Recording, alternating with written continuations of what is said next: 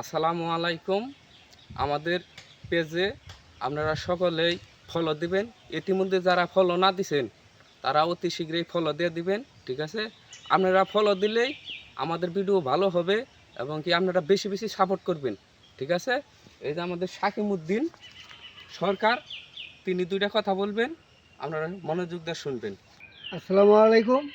আমরা ভিডিও করতেছি, আমাদের ভিডিও আপনারা দেখবেন এবং সাপোর্ট করবেন, লাইক করবেন, যাতে আমরা আরও আপনাদের আশায় আমরা আরও ভালোভাবে এগিয়ে যেতে পারি।